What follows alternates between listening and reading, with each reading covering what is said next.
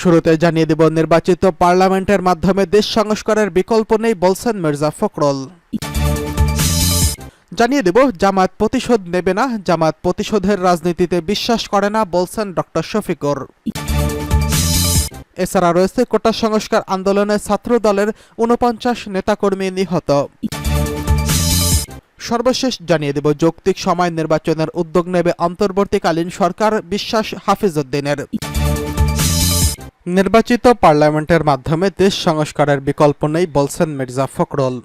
নির্বাচিত পার্লামেন্টের মাধ্যমে দেশ সংস্কারের কোনো বিকল্প নেই বলে মন্তব্য করেছেন বিএনপি মহাসচিব মির্জা ফখরুল ইসলাম আলমগীর। তিনি বলেছেন, আমরা নির্বাচনের উপর অনেক জোর দিতে চাই। রাষ্ট্র সংস্কারের ব্যাপারে নির্বাচন খুবই গুরুত্বপূর্ণ। কয়েকজন ব্যক্তি রাষ্ট্র সংস্কার করে দেবেন এটা আমি বিশ্বাস করি না। জনগণ অংশগ্রহণের মাধ্যমে এই সংস্কার করতে হবে। তবে অন্তর্বর্তীকালীন সরকারে যারা আছে সবাই যোগ্য ব্যক্তি। জাতীয় প্রেস ক্লাবে এক আলোচনা সভায় প্রধান অতিথির বক্তব্যে তিনি এই কথা বলেছেন।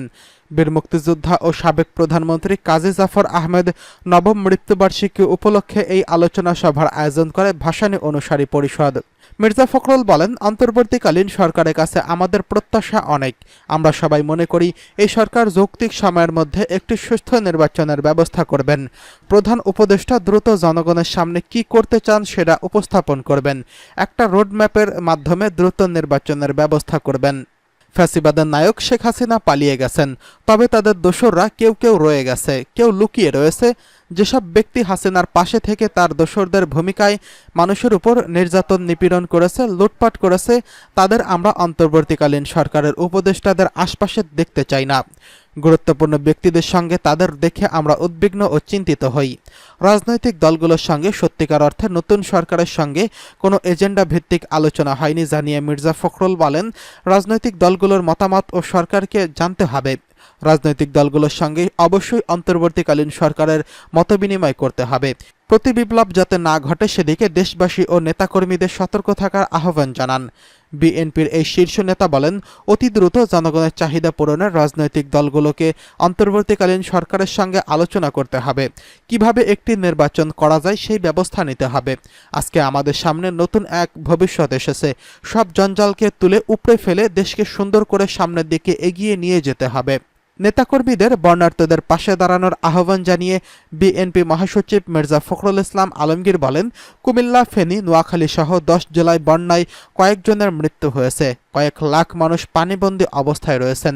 মানুষের ঘরবাড়ি পানিতে ভেসে গেছে। আমরা তাদের প্রতি সহমর্মিতা জানাচ্ছি। দেশবাসী ও নেতাকর্মীদের পাশে দাঁড়ানোর আহ্বান জানাচ্ছি। কাজী জাফর আহমেদের কথা তুলে ধরে মির্জা ফখরুল বলেন, এখনো মনে পড়ে কিভাবে ছদ্মবেশে কাজী জাফর আহমেদকে বেগম খালেদা জিয়ার কাছে নিয়ে গিয়েছিলাম। তখন থেকে তিনি দেশের জনগণের পাশে থেকে গণতন্ত্র পুনরুদ্ধারের লড়াই সংগ্রামে ছিলেন। জামায়াত প্রতিশোধ নেবে না, জামায়াত প্রতিশোধের রাজনীতিতে বিশ্বাস করে না বলছে ডক্টর শফিকুর রহমান। আওয়ামী লীগ কথিত জঙ্গিবাদকে বিরোধী দল দমনের মোক্ষম হাতিয়ারে পরিণত করছিল বলে মন্তব্য করেছেন বাংলাদেশ জামায়াত ইসলামের আমির ডক্টর শফিকুর রহমান। তিনি আরও বলেন, কারোর উপর প্রতিশোধ নেবেন না। জামায়াত প্রতিশোধের রাজনীতিতে বিশ্বাস করে না, তবে অপরাধীদের আইনের আওতায় আনতে হবে। রাজধানীর মিরপুরে গ্র্যান্ড প্রিন্স রেস্টুরেন্টে বাংলাদেশ জামায়াত ইসলামের ঢাকা মহানগর উত্তরের আয়োজিত সুধী সমাবেশে প্রধান অতিথির বক্তব্যে তিনি এসব কথা বলেন। ডক্টর শফিকুর রহমান বলেন, আওয়ামী লীগ এবং তাদের দোসররা দেশকে অঘোষিতভাবে ফ্যাসিস্ট রাষ্ট্রে পরিণত করেছিল, যা 2006 সালের 28 অক্টোবর থেকে শুরু করে 2024 সালের 5 আগস্ট পর্যন্ত অব্যাহত ছিল। যারা ক্ষমতায় এসে দেশপ্রেমী শক্তিকে বিশেষভাবে টার্গেট করে, সব শ্রেণী পেশার মানুষকে নির্যাতন চালিয়ে দেশকে এক মাফিয়া রাষ্ট্রে পরিণত করেছিল। তারা কথিত উন্নয়নের নামে দেশের টাকা বিদেশে পাচার করে সম্পদের পাহাড় গড়ে তোলে। বাকশালীরা সারা দেশে হত্যা, সন্ত্রাস, নৈরাজ্য, চাঁদাবাজি, জমি দখল, টেন্ডারবাজি সহ সব অপরাধ ও অপরাধীদের অভয়ারণ্যে পরিণত করেছিল। তিনি এসব দুষ্কৃতকারীদের তালিকা প্রস্তুত করে জনসমক্ষে প্রকাশ করতে জনগণের প্রতি আহ্বান জানান।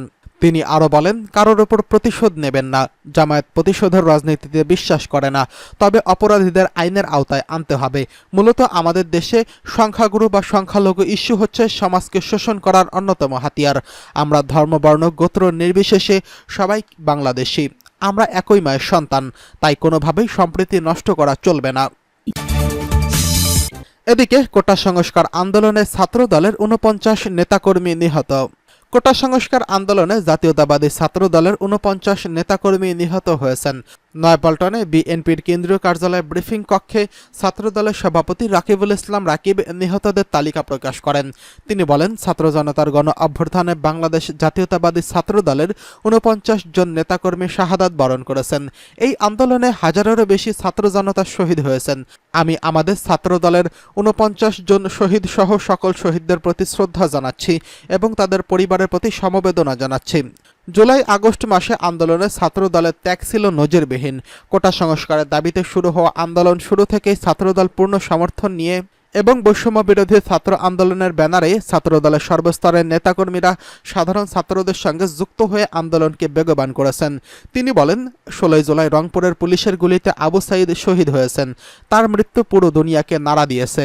একই দিনে অর্থাৎ সারা বাংলাদেশে দ্বিতীয় এবং ছাত্রদলের প্রথম চট্টগ্রাম কলেজ শাখা ছাত্রদলের সদস্য ওয়াসিম আকরাম শহীদ হয়েছেন মাগুরা জেলা ছাত্রদলের সিনিয়র যুগ্ম সাধারণ সম্পাদক মেহেদী হাসান রাব্বি।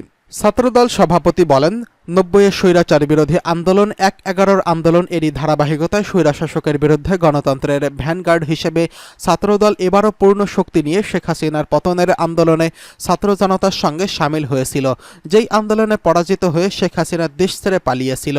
এই আন্দোলনে ছাত্রদলের ২১০০ নেতাকর্মী গ্রেফতার হয়েছেন, যাদের সবাই হেফাজতে পুলিশের নির্যাতনের শিকার হয়েছেন। এদিকে যৌক্তিক সময় নির্বাচনের উদ্যোগ নেবে অন্তর্বর্তীকালীন সরকার, বিশ্বাস হাফিজউদ্দিনের। বিএনপির স্থায়ী কমিটির সদস্য মেজর অবসর হাফিজউদ্দিন আহমেদ বলেছেন, একটি ব্যতিক্রমী বিপ্লবের মধ্য দিয়ে শেখ হাসিনা পদত্যাগ ও দেশত্যাগ করেছেন।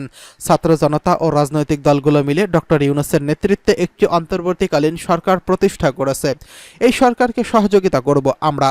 তিনি বলেন, আমরা চাই দীর্ঘদিন জঞ্জাল আওয়ামী লীগ সরকারের যে সমাজ রেখে গেছে, অর্থনীতি মারাত্মকভাবে ক্ষতি করেছে, আইনঘরের মতো মানবাধিকার লঙ্ঘনকারী প্রতিষ্ঠানের মাধ্যমে দেশের মানুষকে খুন গুম করেছে, তাদের বিরুদ্ধে দ্রুত ব্যবস্থা নেওয়া আমাদের সরকারের সময় দিতে চাই।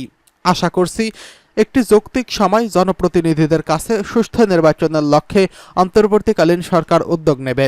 রাজধানী জিয়া উদ্যান জিয়াউর রহমানের মাজারে শ্রদ্ধা নিবেদন শেষে তিনি এসব কথা বলেন। বিএনপির ভাইস চেয়ারম্যান পদে সদ্য মনোনীত নুরুল ইসলাম মনিকে নিয়ে জিয়াউর রহমানের মাজারে শ্রদ্ধা নিবেদন করেন দলটির স্থায়ী কমিটির এই নেতা।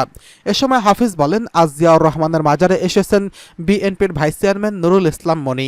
এই নেতা আগামী দিনের বরগুনাকে আরও উন্নয়নের পথে এগিয়ে নিয়ে যাবেন। তিনি বলেন, অনেক ত্যাগের বিনিময়ে আজ আমরা এই অন্তর্বর্তীকালীন সরকার পেয়েছি। বিএনপি ১৬ বছর আগে এই আন্দোলন শুরু করেছিল।